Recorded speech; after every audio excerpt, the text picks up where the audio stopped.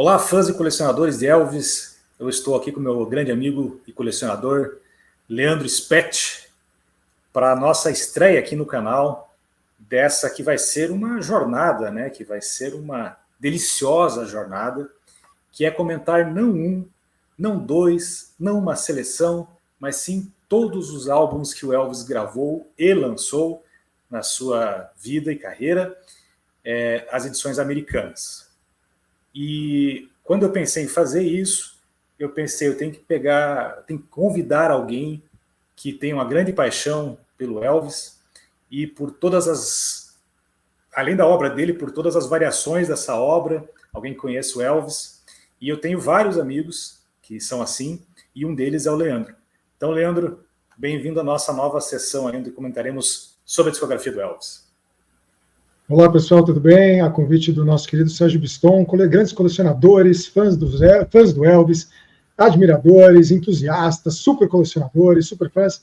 A gente vai estar aqui comentando um a um os discos que foram lançados pelo Elvis em ordem cronológica, as coletâneas, as loucuras que aconteceram na carreira dele, da discografia americana.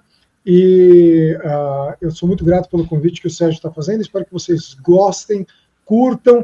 E se vocês tiverem alguma dúvida, quiserem falar com a gente, fiquem à vontade. Aqui é um canal extremamente descontraído e não tem nenhuma obrigação, a gente não tem amarras, nem rabo preso com absolutamente nada, nem ninguém, a não ser com falar a boa e velha verdade e se entusiasmar enquanto a gente fala do nosso reino. É isso aí. Sábias palavras, não poderia ter dito de forma melhor.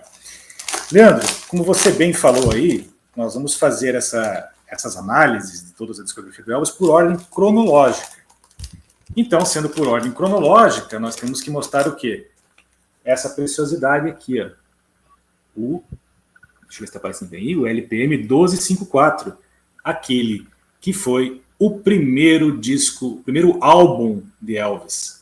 Essa capa que o termo icônico nem pode ser usado mais, né? Já é um símbolo da música americana, foi copiada e recopiada, virou uma coisa assim fantástica, e que das fotos, das capas do Elvis, é uma das capas que mais representa o Elvis, né? É como o quadro grito, vamos assim dizer, né? Do Elvis. Repara na tua que eu acho que o teu rosa é um pouco mais claro do que o meu, ó, tá vendo? É verdade. O teu é mais para salmão e é mais rosa. E isso existiu. Já começamos com a primeira diferenciação, que é uma variação no rosa do coisa. Estamos falando da primeira edição, que dependia da gráfica de que cidade saía o disco, né? Exato. Tinha algumas plants, algumas fábricas, né? Hollywood, New York, Indianapolis, e aí, dependendo de onde era feito, a gente tinha uma variação do rosa, exatamente. E esse é o tipo de coisa que eu nem tinha reparado, mas que com certeza o colecionador Leandro Spett, com seu olho crítico para variações, reparou no momento que nas primeiras frações de segundo que eu levantei o álbum, essa cor é diferente.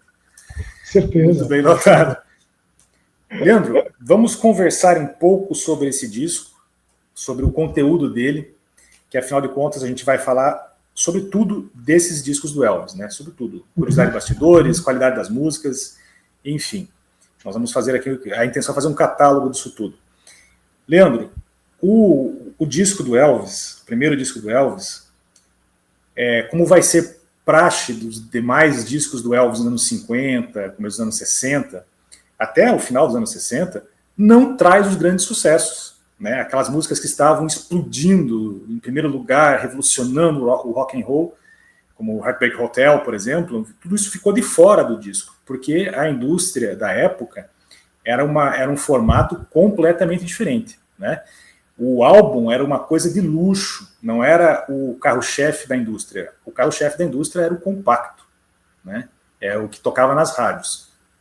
E quem tinha um pouco mais de dinheiro, o público que tinha mais poder aquisitivo, poderia então comprar essa novidade que era o LP, né, uma coletânea de músicas. Então a gente sabe que esses discos não têm os grandes sucessos. Mas eu queria comentar com você então, nós vamos mostrar os compactos da época também relacionados ao disco, mas eu queria comentar com você então, fazer uma análise faixa a faixa das músicas que estão nesse disco. E a gente começa com um clássico peraí, se a gente já estava falando da capa, vamos mostrar o disco, que é uma das coisas mais bonitas que existem. É a arte que era feita no próprio vinil. Né? Todos os vinis, os antigos, principalmente, eles vinham com uma arte muito bonita. Os do Elvis, então, nem se falam. Americanos ou não, tem australiano, nacional, brasileiro, qualquer lugar, tinha um trabalho também no label, no selo. Repara no que eu estou mostrando para você. Eu acho que o meu, inclusive, é diferente do teu também. Dá uma olhada aqui, se você puder... Deixa eu botar você em layout solo para ver melhor. Aqui, ó, tá vendo? Repara que embaixo do meu cachorrinho aqui, do gramofone, está escrito New Orthophonic High Fidelity, mas entre o cachorrinho e o gramofone está escrito His Master's Voice. Era como era conhecido, inclusive, na Europa, o Nipper, né? Os discos da RCA tinham esse nome, HMV, His Master's Voice, HMV. E repara que eu queria depois ver o teu, isso também não é uma variação da fonte também. Provavelmente é diferente. Olha só, o meu não tem o High Fidelity. Então, o Fidelity não tem, e embaixo do número 2, olha aí, ó. Aqui onde tem 2, o meu não tem nada escrito embaixo e o teu tem. Isso também já é uma variação. O Elvis Presley teu está acima do furo, o meu está abaixo do furo. Olha que legal. Ambos de lugares diferentes. Tá aí, mais legal. Uma variação. Mais uma curiosidade aí sobre esse álbum, que é um marco. Né? Exato. Vamos lá. Vamos lá. Então, eu queria comentar contigo, vamos abrir, né, com a música de abertura do disco, obviamente, que é um clássico dos anos 50, que é um cover do Carl Perkins, que é Blue Suede Shoes. Essa música que virou praticamente um símbolo, falou em rock and roll dos anos 50, fala assim, Blue Suede Shoes, entre outras, né? O que é que você acha dessa faixa? Cara, Blue Suede Shoes, eu acho que eu ouvi tanto na minha vida, tanto desde que meu pai me mostrou Elvis desde pequenininho, que Blue Suede Shoes, o Blue já mudou de cor várias vezes, mas continua um clássico. Não, tá de longe, não é a minha faixa favorita, justamente por ter ouvido muito, mas eu acho que foi provavelmente a primeira música do Elvis que eu escutei na vida. Se não foi ele cantando, era meu pai cantando. Então, né, fazendo One for the Money. E eu acho que a versão do Elvis é infinitamente mais legal que a do Carl Perkins. O Elvis tinha esse poder de pegar a música dos outros e transformar ela em muito melhor. Não todas, vamos colocar, não todas. Outras ele até emulava, para deixar bem parecido com a do original, porque a original chegou em uma fase que não precisava ser mexida, mas ele queria cantar. Então, mas Blue Suede Shoes tem uma cadência muito mais legal com o Elvis, e depois ela foi regravada, né, para o filme J Blues. Ela tem uma outra versão, com outra, que não é tão legal, inclusive. Essa aqui é mais raiz, mais dura e bem mais legal. Né? E essa música só chegou em segundo lugar na voz do Elvis. Não chegou ao primeiro lugar. Que é uma curiosidade. Eu concordo com você. É engraçado que a sua primeira música está aqui no disco, a minha também está aqui. A minha é Tutti Frutti.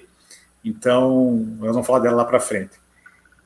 Eu concordo com você, a versão do Carl Perkins é legal, mas ela é mais assim um rockabilly, uma coisa que tem uma pegada mais country, né?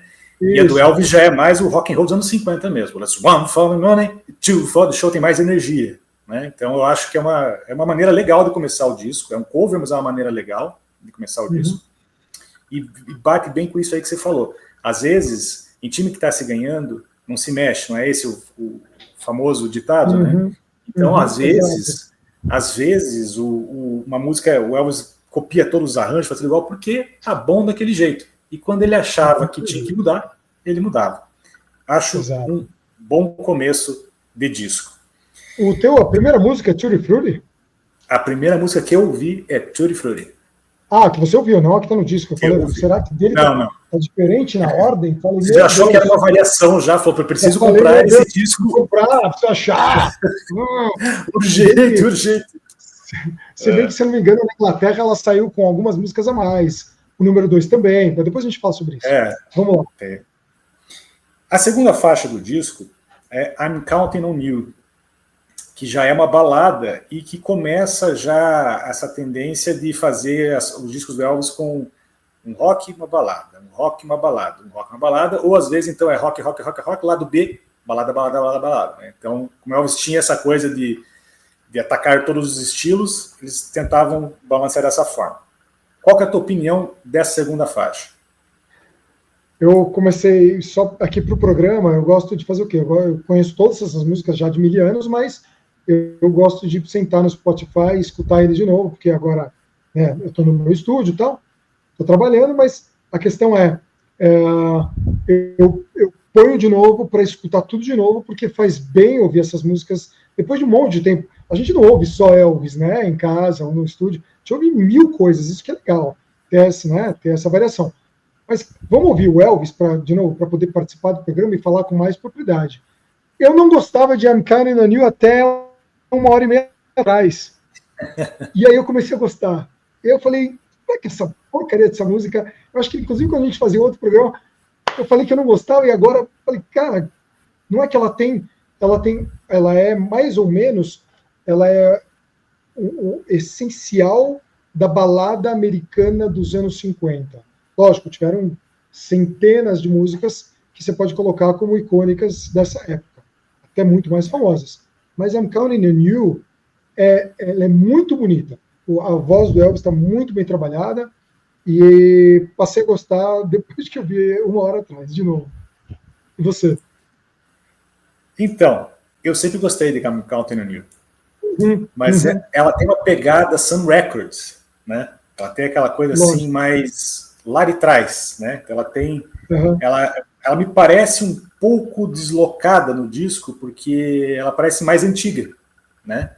Então eu acho que no disco ela destoa, mas como a gente tem uma obra imensa do Elvis para ouvir e o Elvis ele tem da voz fina da voz aguda à voz grave, do rock à balada, do pop ao country, do gospel ao rhythm and blues, em algum momento você acaba gostando da música, você ouve ela separada e tal. Então, eu acho que, para mim, é uma música interessante. Eu gosto, acho bonitinha, mas ela mostra a idade, ela mostra, não é uma coisa avançada, igual, por exemplo, Blue Suede Shoes, sei lá... Você consegue ver I'm Counting on You sendo cantada por outros cantores da época. Isso. Antes do Elvis. Você consegue ver o Hank Williams lá, por exemplo. O Hank Williams cantando, exato. Aquela voz mais I'm counting on you. Mas é bonitinha, eu gosto. Acho legal. Mas tem essa visão dela.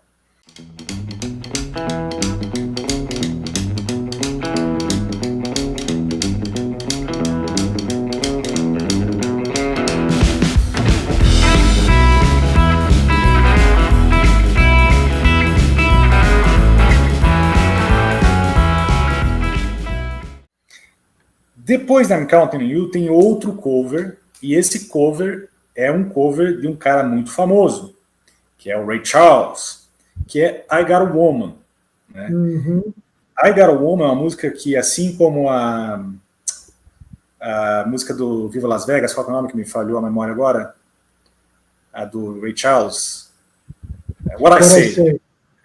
Assim como What I Say, Got a Woman é uma música extremamente associada ao Ray Charles, né? Ray Charles. Então, é igual você pegar Always on My Mind, que é associado ao Elvis. Isso. Então, eu sempre acho assim uma ousadia do cara pegar a música assim, que é tão associada e tentar regravar, né? Acho, inclusive, que é por isso que muitas músicas do Elvis nunca foram regravadas, porque o cara evita a comparação direta, né? Pô, vou gravar Suspicion's Minds, vou gravar Burning Love, vou gravar Heartbreak Hotel, e os caras vão falar, não, mas o do Elvis é muito melhor.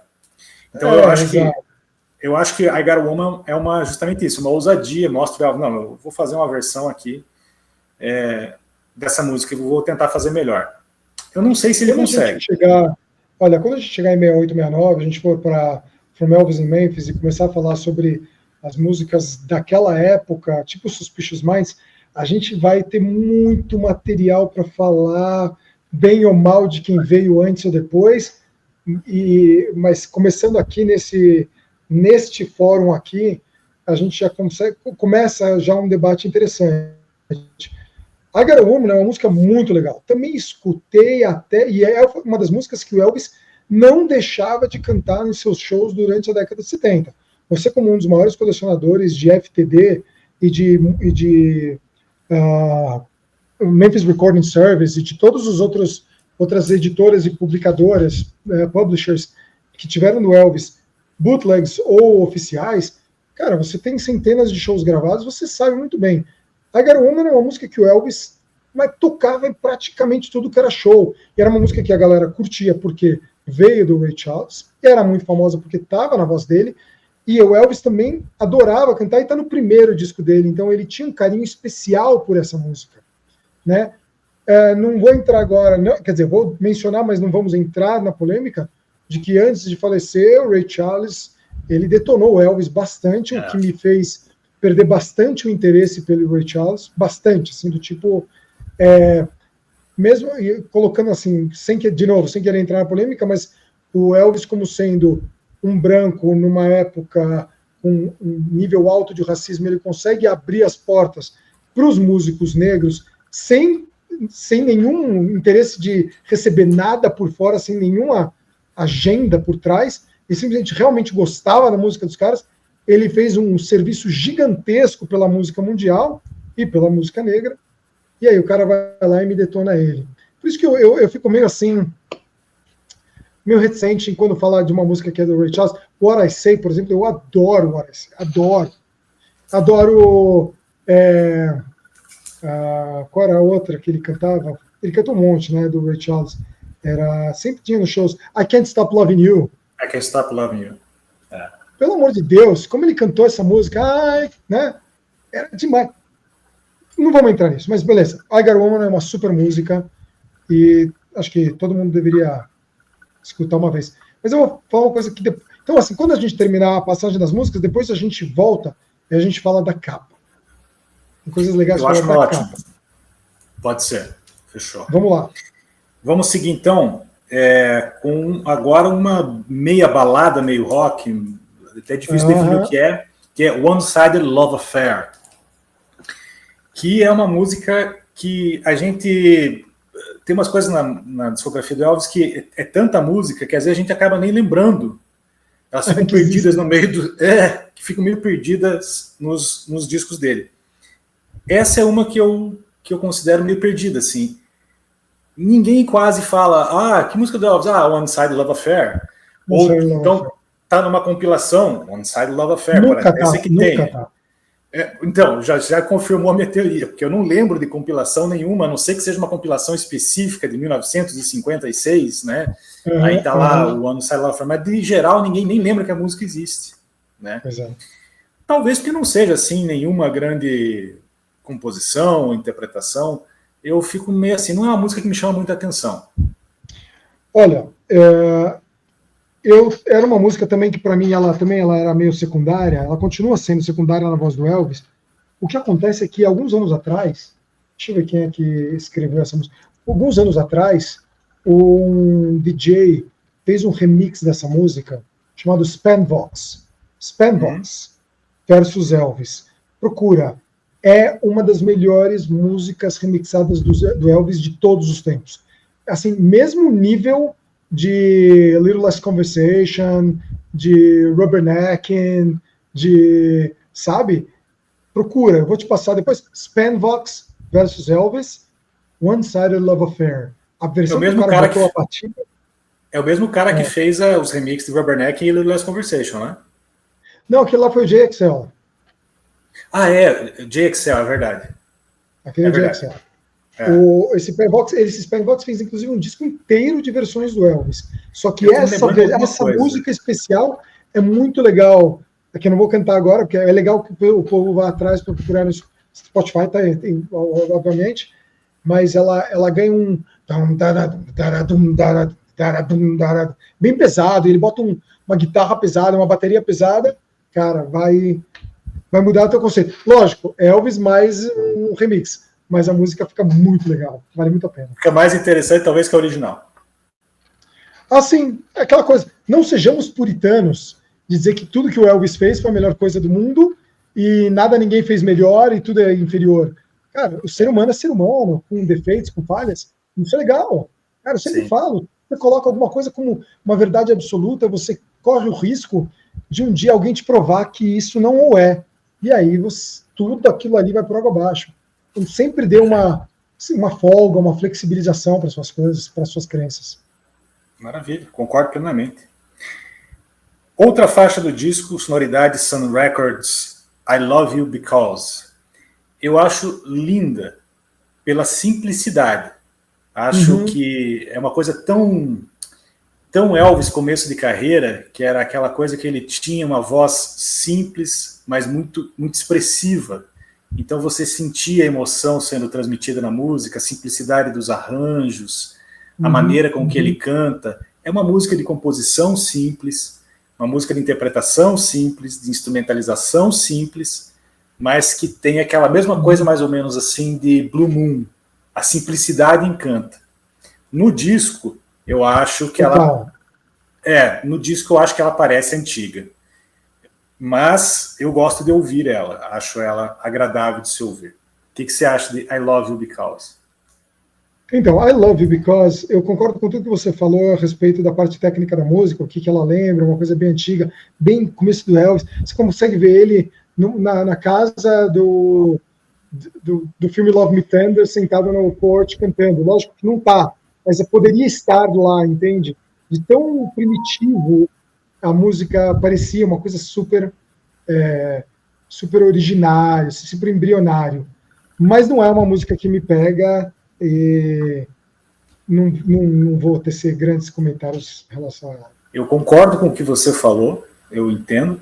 E uma coisa que eu quero deixar claro também, quando eu digo sonoridade antiga, né, de maneira nenhuma eu estou desfazendo o material da Sun Records, porque o material da Sun Records é algo, é a invenção da roda, vamos assim dizer. Mas é só dentro do contexto, do álbum aqui, né? Que é um álbum de novidade, vamos assim dizer, e os caras estavam montando o álbum com resgate de coisa que o Elvis... Exato, né? Exato. Então, não é a intenção de falar mal, muito pelo contrário, eu sou um dos maiores fãs do material da Sun Records, acho incrível. Encerrando o lado 1, tá Just Because, outra Sun Records, né? Que é uma faixa que eu também não sou assim um grande fã. Ela tem uma coisa meio, eu não sei se é um country bop ou rumba. Just because you think you're so pretty. Sabe? Parece que tem uma coisa assim. Isso. Parece que ele está galopando no cavalo, assim, cantando a música. Exato, né? Exato. Não é ruim, mas não é uma coisa que eu falo, porra, Just Because, que música fantástica, né? Nossa, mas sabe o que ela me lembra? Ela me lembra uma música que, por exemplo, quem regravaria uma música dessas eram os Stray Cats, na década de 80, 90. Sabe, você consegue ver o Brian Setzer e a galera tocando tipo, dando nova roupagem para uma música que é uma extrema, esse country bop, extremamente localizada no tempo e no espaço. Certo? Entendeu? Ela pode não ser uma grande música e ninguém fala, nossa, cara, meu lado B do Elvis que eu escuto não é Long Black Limousine, Just Because. Não, você não vai ver ninguém falando, nossa, eu amo Just Because. Entendeu? Mas é legal, é uma música bacana. Talvez com arranjos mais pesados ela ficasse mais interessante, né? Mas essa interpretação meio country ali ficou um pouco fora. E aí ele usou bastante aquele recurso que ele ficou bastante famoso, que é o... Que é e o soluço também, né? Voz. O solucinho e tal. O soluço, né? Isso é muito famoso dele. É muito legal. E Just Because encerra o lado 1, né? Exato. Vamos virar a bolacha e partir para o lado 2.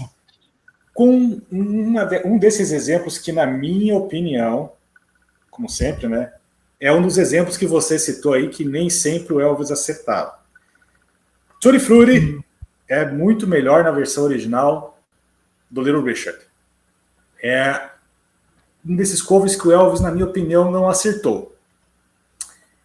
Eu acho que o Little Richard, ele me soa muito parecido em todos os discos. Então a interpretação dele é sempre aquela, não que seja ruim, de novo falando, não é falar mal do artista, mas ele vai interpretar a música sempre daquela maneira agressiva. E o que eu gosto do Elvis é que você tem essa variação. De vez em quando ele pega lá uma J-Lo's Rock e rasga a voz. Aí ele pega uma outra música e dá uma roupagem mais suave, mais pop, né? Então é legal que você não fica ouvindo a mesma coisa o tempo inteiro. Só que eu acho que Tutti Frutti funcionava da maneira agressiva do Little Richard muito melhor do que funciona na voz do Elvis. Olha, te dou nota 10 pela descrição. Na verdade, 10 não, porque nada no mundo eu dou nota 10. Dou 9.9. Como nada é perfeito, então a gente vai... 9.9 tá bom. Tutti Frutti, a versão do Elvis é legal, mas tem uns metais um pouco estourados. O Elvis tenta emular a voz um pouquinho do Little Richard, também rasgando a voz, mas ele não vai até o ponto em que o Little Richard ia. Não sei nem se a voz dele alcançava ou não. Provavelmente sim, porque em Jailhouse Rock a gente vê ele fazer isso. Mas Tutti Frutti, ele realmente ele segura um pouco, não rasga tanto. Talvez para não ficar igualzinho ao Little Richard. E como o Little Richard já tinha feito a pedra master, a pedra magnânima da música, ela não... Você vê que não tem gente fazendo Tutti Frutti depois. Não tem Tutti Frutti de outros cantores. Porque o cara entrou de um jeito que a pessoa falou, acabou, começou e acabou aqui e não precisa mais. Você quer fazer? O problema é teu. Mas eu concordo e eu concordo também que o Little Richard, da primeira música é igual o pagode, é igual o samba, funk carioca. A primeira música, a última do disco, parece que você está ouvindo mesmo. Se bem que não quero comparar, pelo amor de Deus, o Little Richard com essas porcarias que eu falei depois. Você pega o Little Richard cantando músicas extraordinárias como Lucille, por exemplo, cara, é um clássico extraordinário, né? Então, por favor, sem comparação, só estou dizendo que ele realmente fazia a mesma coisa durante... Até antes de morrer, acho que ele acordava de manhã e falava Marin! Muito provavelmente sim. Embora a sua visão seja a mesma do pessoal que não é fã do Elvis, que acha que o Elvis, quando acordava, falava boa noite, bom dia, good morning, baby. Bom dia, good morning. Good morning. Mas eu concordo com você. Aí vem uma das minhas faixas favoritas do disco, que é Trying to Get to You. Que é uma música... Ever, não só do disco, tá? Pra mim. Vai lá, continua. Não, eu concordo com você. Uma das Evers. É uma daquelas músicas assim que você escuta com prazer em qualquer momento que ela surge. Você não tira ela. Você pode botar ela em qualquer contexto, lá de coletânea. Ela se encaixa em tudo. Tem aquela voz mais aguda do Elvis do começo da carreira. Tem rock and roll. Tem uma letra legal pra caramba, né? Eu acho assim que é um dos highlights do disco. Era para ter mais highlights no disco? Era, mas não foi a maneira que o disco foi concebido, né? O Steve Sholes tinha uma pressão para fazer o disco, então ele deixou coisas de fora, juntou o que tinha lá. Só que Trying to Get You é a música que diz: esse disco é legal, esse é um novo disco, uma nova sonoridade, né? Então, eu gosto muito de Trying to Get You. Eu concordo 100%. Trying to Get to You, ela começa como uma balada.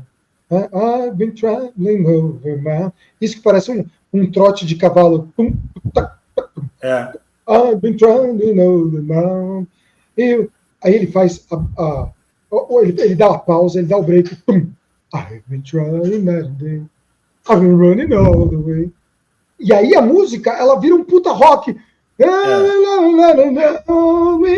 Aí ele joga a voz lá pra cima, entra um peso. Quer dizer, a música nela mesma, curta, como elas eram na época do começo do rock and roll, e aí de repente ela entra num pesado e de repente ela termina de novo da mesma forma. Cara, ela é muito bonita. Ela é muito... E é uma daquelas poucas músicas que depois, nos anos 70, quando o Elvis vai fazer show, ele não faz ela num pupurri jogado, baby, let me be, let me bear. Ele não joga a música só para levar o pessoal para trás. Olha, 20 anos, olha, 15 anos atrás eu cantava isso. Não, Trying to Get to You, ele cantava a música mesmo inteira. Ele dava um peso novo para a música. Isso é sensacional. Né? Eu concordo com você. Essa talvez seja o highlight do disco. Pena realmente que não entraram outras, ficaram lá para os singles e os EPs. E bem lembrado das versões ao vivo, porque o Elvis incluiu ela lá no especial de 68, onde fez uma versão mais do que espetacular, com a voz rasgando e as guitarras, né, acústico, tudo lá. Fenomenal. Acústico, sentado na cadeira ali, fazendo horror ali, tacando terror, como se fosse um moleque em casa, assim, sabe? Aí você vê ele com a guitarra sentado assim, ele vai fazer o vocal aqui, dilata aqui o negócio, é rock and roll pra caramba, né? É um puta tesão a música é demais. E na década de 70, você pegar as filmagens de 8mm, você vê que ele não tá, como você bem falou, ele não tá só cantando lá para agradar o pessoal, é uma música que ele selecionou porque ele gostava, ele fazia excelentes performances, e quando você vê 8mm dessas apresentações, você vê que ele mexe os braços, que ele faz com a mão, que ele toma aquela posição, que ele ajusta o cinto para dar aquele, né? Então tem toda uma música que ele está realmente envolvido com a performance. Para mim, talvez a melhor faixa do disco.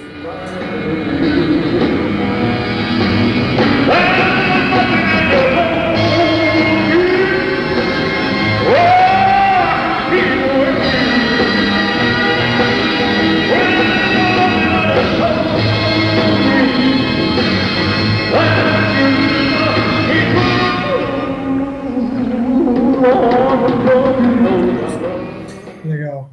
E aí a gente parte para I'm Gonna Sit Right Down and Cry. E aí, entre aspas, depois acho que vinha lá Over You, né? Em algumas coletâneas. Exato. I'm Gonna Sit Right Down and Cry. Me lembra um pouquinho Just Because, de certa forma, porque tem esses soluços e tal, mas é uma outra pegada. Isso. E é outra música assim que eu não consigo falar assim. Eu gosto, acho legal, eu escuto e tal, mas não é nada memorável para mim. Perfeito.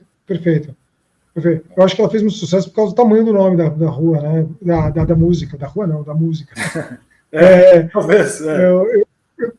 Eu concordo. Ela lembra bastante Just Because, ela tem a mesma cadência, acho que a gente pode colocá-la na mesma categoria. E aí vem I'll Never Let You Go. Little Darling também, acho que estava entre parênteses nas coletâneas posteriores. Que também é uma música que, de certa forma, não é que ela passe desapercebida, mas ela não tem o mesmo impacto de, por exemplo, Trying to Get You, da I Got a Woman, que está ali. Ela lembra I Love You Because, na verdade. Isso, ela tem a mesma exatamente. Cadência de I Love You Because. Parece que eles usaram duas músicas que se conversam em dois lados para poder dar uma roupagem de igualdade dos dois lados do disco, lado A e lado B, ou 1 e 2 no caso. Eu se pudesse ter... Pode falar. Não, pode falar. Eu até, voltando ali em I'm Gonna Sit Right Down and Cry Over You, eu acho que ali tem uma coisa que eu esqueci de mencionar até, que ele tem uma pegada um pouco mais, já começa a ter um pouco mais de rock ali, que é quando ele I'm gonna tell my mama, tell my papa too. Aí você começa a sentir uma coisa mais rock ali, que eu acho que esse é um diferencial da música que eu acho legal, né? Que eu já não vejo daí em I'll Never Let You Go, que claro, é uma balada, mas você não tem mais, você não tem essa coisa mais forte, mais veemente, né? Só eu lembrei disso, queria falar da música. Legal. Mas depois I'll Never Let You Go, vem o que também é para mim o baita de um highlight, só que enquanto um é rock, o outro é a balada. Que é a indescritível Blue Moon. É indescritível Blue Moon. Se tem músicas que conseguem pintar um cenário, eu diria que Blue Moon é uma delas. Certeza. Porque a hora que começa aquela batida, você já tá numa noite meio nevoada. Já tá de noite, exato. Todo mundo tá sentado, né? Todo mundo tá. Você tá sentado numa colina, assim, numa colina muito alta, você olhou para o céu e viu aquela... E pode ser um cavalo também. Eu já me imagino sentado no chão. Tem o galopar do cavalo ali. Passa aquela solidão tremenda, a lua tá lá no céu e ele começa a reclamar para a lua da tristeza dele. É outro cover e tal, mas, poxa vida, é mais um exemplo de como Elvis pegava uma música, mesmo quando ele ainda não tinha desenvolvido todo o alcance vocal, todas as nuances vocais que ele vai ter, ele deixa uma baita música. Exato. Blue Moon E eu acho que se você for dar uma olhada naquelas músicas que fazem parte não vou dizer que é panteão, porque panteão seriam de deuses, mas seria o léxico do cancioneiro americano. Blue Moon está entre as principais, que é aquela que todo cara de country um dia teve que cantar, tipo, que nem galopeiro no Brasil, que nem um monte de coisa, sabe, no Brasil tem músicas, Asa Branca, para quem vai tocar baião, essas coisas. Então, me corrija se eu estiver errado, inclusive, mas, sabe, Asa Branca, todo mundo tem que cantar. O cara pegou um acordeão, tem que tocar Asa... E Blue Moon é uma delas. É uma daquelas que você consegue meio que montar uma história, um frame de uma época e de um lugar no mundo, que seria os Estados Unidos dos anos 50, no interior. Você toca Blue Moon, você bota na trilha de um filme, você já sabe do que significa. Ela permeia muitos campos. Se você puser Blue Moon em vários lugares, ela vai funcionar para várias coisas. Então ela tem uma memória real do folclore americano, do americana, sabe? Da cultura americana.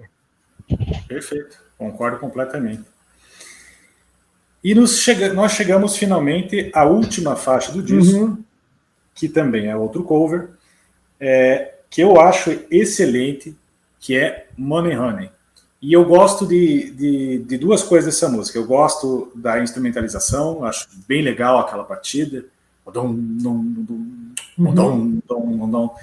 E eu gosto da letra marota, principalmente do final, quando ele fala, né? Agora já aprendi minha lição, toda vez que eu fazer alguma coisa, dinheiro primeiro.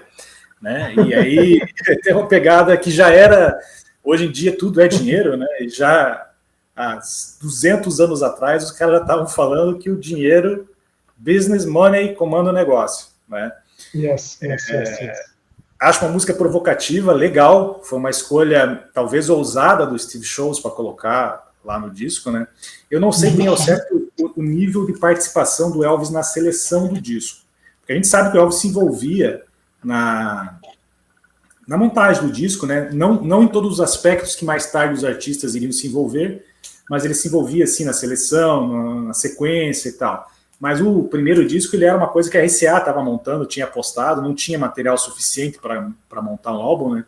Mas então, quem é que tenha falado que a música ia entrar lá foi um pouco ousado, porque era uma música que tinha uma coisa assim, uma mensagem um pouco mais moderninha, né? Eu gosto bastante. Eu acho Money Honey meio que uma quebra de estética, porque a cadência dela é bem diferente de todas as outras músicas do disco inteiro. Ela tem uma coisa meio maliciosa, ela tem um potencial da voz do Elvis muito bem trabalhado. A letra, como você falou, tem também essa malícia, e ela fecha bem o disco. Ela fecha bem. O disco é bom quando ele abre bem e quando ele fecha bem. Lembrando, né, que os caras depois tinham que ficar trocando de faixa, botando na vitrola, esperar tocar. Então tem todo um processo, né? Para escutar um disco antigamente. A gente ainda tem, se você levanta e vai fazer. Agora, a escolha do Elvis, né, ou a participação do Elvis na escolha das músicas, eu acho que não era assim tão grande. O que era muito grande era na execução da música. Ele era extremamente rigoroso, sem ser violento, sem ser nenhum tipo de mandão. Ele era um cara muito, muito gentil, muito educado. Mas ele era muito rigoroso na execução. Um minutinho só. Ele era muito exigente. Ele botava, né, 30, 40 takes até acertar aquilo que ele queria. De uma forma sempre muito polida, muito educada. Então, não saberia te dizer também. Mas acho que não, acho que a participação dele na escolha das músicas foi pequena. Foi aquilo que você falou. Coronel Parker faz o intercâmbio, sai da Sun, $40 mil, joga ele na RCA. Os caras já tinham que preparar material. Alguns dos compositores já estavam na publisher do próprio Tom Parker. Então, escolhe 2 daqui, 3 daqui, o que está tocando no rádio, vamos fazer esse disco agora. Mas não, por acaso, depois do final do ano já tinha mais de 1 milhão de cópias vendidas, né? É isso. Na verdade, foi uma junção de coisas bem pensadas. Mesmo que apertado no tempo, foi muito bem pensado. Tendo como estrela maior o próprio Elvis, que era para ser. Era para ser. Aquele cara, aquele jovem, naquele lugar, com aquela voz, com aquela aparência, cantando aquelas músicas, era para dar certo. Entendeu?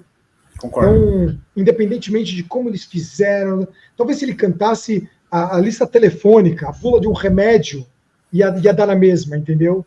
Porque era o que as pessoas estavam querendo. Ele veio para quebrar a monotonia daquela época. Leandro, a gente viu aqui, comentou todas as músicas do álbum. Tá?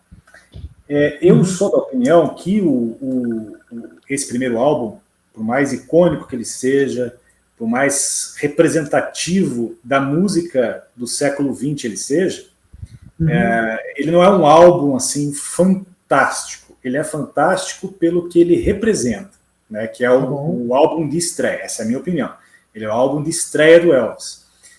Por quê? Por causa daqueles motivos que eu te falei, que eu compartilhei com você lá no começo. O mercado era de compactos, né? Isso aqui era uma espécie de novidade. Mas é um álbum que é muito importante para o Elvis e muito importante para a música. Mas eu queria que você, então, desse a sua opinião sobre o disco como um todo e aproveitasse e fizesse 2 coisas. Comentasse sobre a capa e contracapa, que é a tua área artística também, né? E também mostrasse para nós aí algumas curiosidades, caso você tenha, e mostrasse também alguns compactos e EPs. A gente mostra rapidamente aqui alguns compactos e EPs que foram satélites a esse lançamento aqui, para situar o pessoal. Maravilha, maravilha. Não existe uma coisa que você pode dizer, esse objeto, este elemento, ele é o catalisador de uma mudança do mundo. Algumas coisas assim, ar-condicionado, o motor a combustível, a invenção da roda, a privada. De verdade, são coisas que elas vêm para mudar o mundo de uma forma... A Bíblia. Como não? A Bíblia. Ou a Bíblia impressa. A Bíblia escrita à mão, depois a Bíblia impressa. São coisas que vieram para mudar o mundo, porque o mundo inteiro percebeu que isso era bom. No caso, você não pode dizer, falar assim, este disco mudou a história da humanidade. Mas talvez ele tenha ajudado muito. Pensa comigo. Eu não posso dizer que esse é o melhor não é, mas o disco mais importante da história. Acho até um pouco leviano você pegar um disco e colocar como sendo o mais importante da história, porque a história é feita de momentos sucessivos. No caso, se você pegar um disco e o pessoal falar, o disco tal é o mais importante, com certeza vieram outros que influenciaram esse disco primeiro, assim como vieram outros que influenciaram o Elvis também. Mas o Elvis, com este disco, ele simplesmente quebra com algo que vinha vindo já de algumas décadas, do mesmo crooner, dos mesmos tipos de música. Certamente os negros estavam fazendo as suas músicas, o seu rock and roll, em lugares que ainda não tinham acesso. Aí você vai falar, mas o Elvis inventou o rock and roll? Ele não inventou o rock and roll. Mas ele pegou um disco e vendeu 1 milhão de cópias, numa época em que os caras vendiam 20 mil cópias, 30 mil cópias. Ele vende 1 milhão de cópias de um disco de música de rock and roll, gospel, não, gospel não tem, mas temos country. Então, quando as pessoas falam, olha, o Elvis é simplesmente uma adaptação da música negra, não é. O Elvis tem 50% de música negra, 50% de música branca, de country, ali do Mississippi, ali do Tennessee, da onde ele veio, ele junta tudo e ele coloca do jeitinho dele aquilo que ele acha que deve ser feito para a carreira dele. A partir daí, você tem a explosão. Então, quando eu falo que esse disco aqui, ele está, sim, entre os melhores, de novo, não os melhores, mas os mais importantes da história, é o que a Rolling Stone falhou em fazer. Eles colocaram esse disco entre acho que ele era o número 30º, 50º mais importante da história. Não, não é. Ele não é. Talvez eles devam estar contando com a parte da música, mas a importância dele como contexto geral, em que ele traz essa mudança de paradigma total nos Estados Unidos, que depois vai se espalhar pelo mundo, mas não é à toa. Não é à toa. Assim, mas os que vieram antes dele não tiveram o mesmo impacto que ele. Esse que é o negócio. Você só tem Beatles porque o Elvis lançou esse disco. Você só tem Led Zeppelin porque o Elvis, porque o Stones, por causa do... Assim, o Elton John já falou, o David Bowie já falou, toda essa galera já falou. Aqui no Brasil, em qualquer outro lugar, na grande maioria do mundo, já falou. A gente viu esta capa e a segunda, e a gente falou, agora minha vida mudou. E é por isso que ele é tão importante. Certo? Essa é a minha opinião. Eu acho que ele deveria estar, com certeza, entre os 5 mais importantes da história. Não entre os 50, entre os 5, pelo valor histórico dele. Agora, quanto à capa. Sabe a história da capa, né? Que a fotografia foi tirada em Tampa, na Flórida. Estavam acreditando por um fotógrafo durante décadas essa foto, mas o Tunzi falou que essa foto não foi feita por esse fotógrafo. Depois ele deu o crédito certo, eu não sei de cor. Esse não é uma coisa. Mas, vamos lá. O primeiro disco do Elvis, ele vem, de novo, para quebrar com os paradigmas musicais, mas também com a estética. Quem era o louco que ia colocar um cantor de boca aberta, gritando, sem posar, em preto e branco, numa foto, com as cores da mangueira aqui, ó, rosa com verde? Quem é o louco que falou, vamos botar uma foto dele ali cantando, que tá tudo bem, que vai rolar, que esse branco bonito pra caralho, e vai dar certo. No momento mágico que o fotógrafo, sabe, captou essa imagem, foi brilhante, porque logo depois, com o tempo, todos os outros discos do Elvis eram tudo fotos posadas. O segundo é posado, o For Real Pifanzone é posado, e os de filmes são todos posados, são fotos posadas.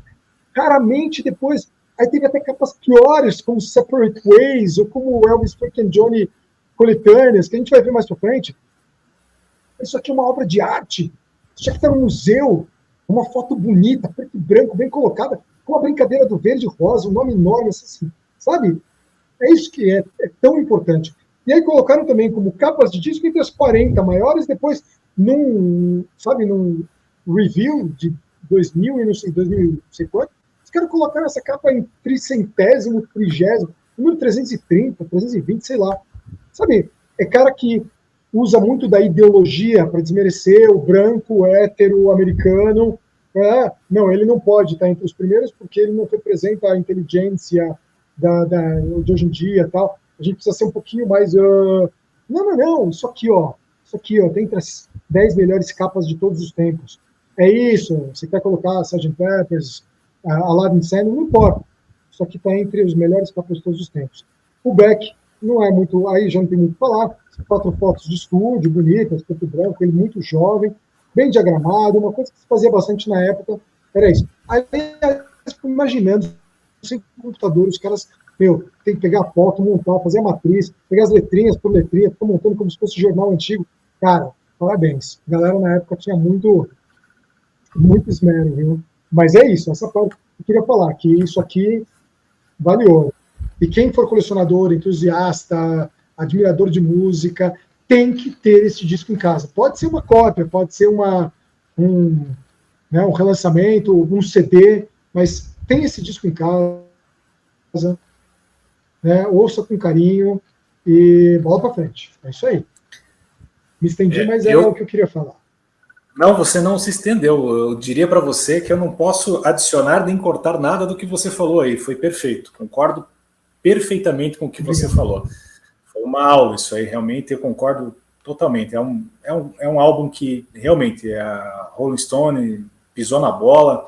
Isso aí às vezes é um reflexo do momento que a gente vive cultural, né? Não ter colocado esse álbum em melhores posições nas suas nas suas revisões históricas, vamos assim dizer, né? Então acho que é um álbum que tem que figurar sempre em qualquer lista como um dos mais importantes do século XX. Importantes, como você mesmo falou. Há coisas que alteram a vida das pessoas, influenciam a vida das pessoas. Há coisas que você não sabe que acontece na sua vida porque lá atrás aconteceu alguma coisa. Como, por exemplo, a invenção da roda, como você falou, a invenção da privada, que melhorou a qualidade de vida, aumentou a qualidade de vida em mais de 20 anos, né? E você, quando você vai no vaso sanitário, você não lembra que você vive 25 anos a mais por causa da invenção do vaso sanitário. E, da mesma forma, o álbum do Elvis, não comparando ele com o vaso sanitário, mas o álbum do Elvis, o primeiro álbum do Elvis é justamente isso. Aconteceu há 200 anos atrás e ainda influenciou uma geração de músicos e que acaba influenciando a vida de muita gente. Lógico. Então, concordo perfeitamente.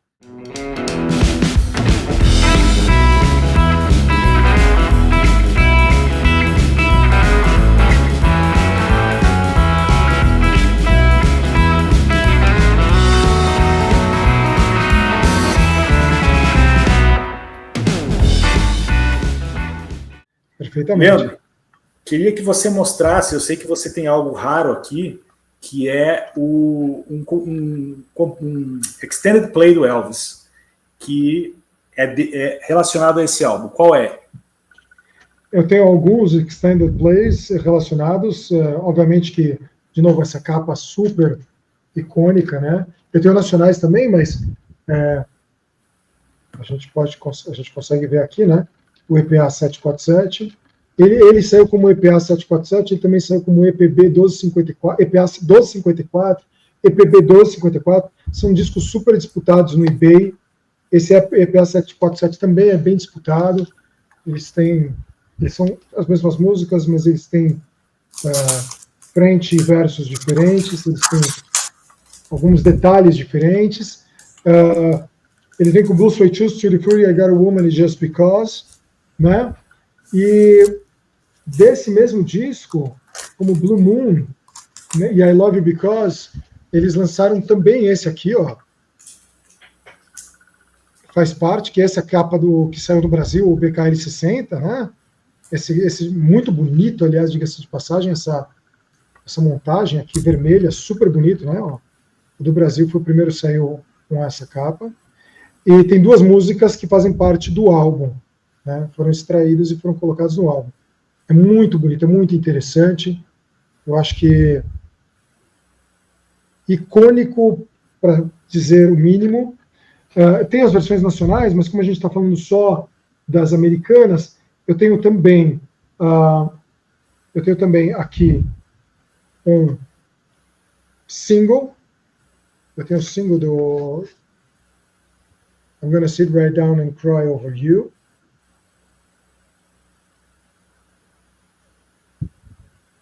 Single bem legal, também de época. Esses singles venderam que nem água. Agora eu vou mostrar um single muito raro mesmo. Esse aqui custa caro, difícil de encontrar, quando encontra tem que ter. Esse aqui, ó, olha só, é o Blue Suede Shoes. O single do Blue Suede Shoes, ele é muito cobiçado. Ok? Tutti Frutti do outro lado. E eu também tenho o single, o compacto, de numeração SPD 22. A RCA lançou o SPD 22 e o SPD 23. O 22 vinha com 2 discos, o 23 vinha com 3 discos. Quando você comprava uma vitrola da RCA, né, Victorola, RCA Victorola, você comprava aquelas pequenininhas para ouvir os singles. Em alguns lugares dos Estados Unidos eles davam de brinde esses 2 discos, ou o SPD 22 ou o SPD 23. E como era brinde, virou um item extremamente raro e muito caro da coleção, e eu vou mostrar para vocês, tá bom? É bem cobiçado mesmo, tá? É uma daquelas coisas assim, quando você entra no eBay, o cara que bota no eBay, ele já bota $1.200, $1.500, que é para né, para render, porque a galera, ele nunca ele sai sem ser comprado. Nunca ele deixa de ser comprado. Então, eu tive a oportunidade, anos atrás, eu estava no meu vagueando no Facebook, um cara falou, olha, eu estou me desfazendo do meu, não é... Eu liguei para ele nos Estados Unidos, o cara falou, é teu, já está segurado aí, consegui por um valor bem abaixo e está guardado, e um dos itens mais raros, talvez o item mais raro da minha coleção, junto com um outro que depois eu mostro mais para frente. Eu fico muito feliz por você ter conseguido. Não tenho nem um pouquinho de inveja, você pode ver a naturalidade do meu sorriso. Lógico, então, seu Coringa. Já me ofereceram um caminhão de discos por ele. Falaram, ó, te dou isso, mais um da Sun, mais não sei o que, mas o que eu falei, tudo que você tem, eu não conseguiria reverter depois num outro SPD-22 para mim. Porque achar o disco é difícil e o valor é muito alto, né? Em bom estado, muito difícil, Eu vou mostrar aqui duas coisas que não são tão raras quanto o seu, mas que são satélites que a gente estava falando ali, né? Que é o compacto. Uhum. Aliás, o compacto do Heartbreak... Opa, peraí, que eu me inverti aqui. O compacto do Heartbreak Hotel. Vou colocar aqui no layout solo para todo mundo ver melhor. Né? Uhum. Esse aqui, então, na verdade, é o carro-chefe do lançamento numa época que não fazia parte do álbum, né? Heartbreak Hotel, que vai jogar o Elvis da estratosfera. É um compacto que não é difícil de achar, muito pelo contrário, né? Porque vendeu milhares de milhões de cópias. Milhões de cópias, né? Vendeu milhões, então é uma coisa bem fácil de você encontrar. E também, isso que eu acho uma das capas mais bonitas, eu acho que o Leandro vai concordar comigo, a capa do EP do Heartbreak Hotel, que é a capa tem esse clima noir aí que combina perfeitamente com a música, né? Deixa eu tentar tirar um pouco. Nossa, maravilhoso. Eu vou te falar, eu concordo com você. Essa talvez seja a capa mais bonita de todos os EPs do Elvis. Talvez seja a capa mais bonita. De novo, não é trabalhada, não tem pose, não tem frufru, não tem... Meu, tá desfocado. Isso que eu falo, tá fora desfocado. É uma beleza, é uma beleza. O Elvis está olhando para baixo, parece um fundo de tijolinhos ou algo parecido assim, tá meio escuro, umas sombras, parece King Creole. Parece parece foto de fã que bateu correndo quando ele estava fugindo. E aí ficou. E acho isso fabuloso. Eu tenho uma paixão por essa capa. Tenho também, lógico, tá guardadinho, bonitinho. Muito legal de você ter mostrado. E nosso amigo Baliu curte demais essa capa. Eu sei que ele gosta, é verdade. Não, mas também tem que gostar. Quem gosta de Elvis. Depois, com o tempo, a gente vai mostrando também todos os EPs que fizeram parte da trilha sonora, dos álbuns. E as pessoas podem depois ir analisando como cada uma se manifestou, como ela era bonita ou feia, ou não sei o que, em relação ao álbum que foi lançado. Você tem, sabe, The Real Elvis, a gente vai mostrar The Real Elvis, que é aquele capa magenta, que parece com essa vermelha que eu lancei, que eu mostrei, é muito bonita, uma capa maravilhosa. Mas essa daí, do Heartbreak Hotel, ainda ela é, para mim, a mais icônica de todas as capas. Concordo. Elvis Presley, o álbum de estreia. Fizemos aqui uma análise detalhada com a nossa opinião sobre esse disco, que é imprescindível, que tem que estar em toda a coleção de quem gosta de música e, claro, de quem gosta de Elvis, tem que estar lá. Quem gosta de Elvis, com certeza, tem o disco, né? Mas quem gosta de música tem que ter esse disco aqui, porque ele é importante para a história da música. Mostramos aqui os lançamentos que saíram à época, né? E algumas raridades. E no próximo programa aqui com o Leandro, nós iremos falar sobre o segundo LP do Elvis, que é um dos meus favoritos, um que eu gosto de sentar numa cadeira, colocar a agulha, não pulo nenhuma faixa. Não lembro de pular nenhuma faixa, talvez eu pule uma ou outra. Lembrei, eu pulo Old Chap. Mas... Todo mundo pula. Todo mundo pula Old Chap. Deve ter uns 2 caras no mundo aí que escutam Old Chap. Mas é um disco incrível e que nós vamos estar aqui, eu e Leandro, para conversarmos sobre ele, sobre todos os detalhes, histórias do background, como ele foi feito, no nosso próximo programa. Leandro, foi um prazer conversar com você. Foi um super prazer, Sérgio, esse primeiro programa. Espero que todo mundo tenha gostado. Acompanhem, tirem dúvida com a gente, ou venham falar, venham criticar, dar dica do que a gente poderia falar melhor, e que seja o primeiro programa de provavelmente uns 80, né? Então a gente tem aí tempo suficiente para migrar sobre o Elvis, sobre pensar sobre isso. E vamos mandar um grande abraço para o pessoal, né? O nosso pessoal do Elvis Collectors do grupo, que eles com certeza vão acompanhar. Valeu? É isso aí. Valeu, pessoal. Obrigado a todos aí. Até a próxima.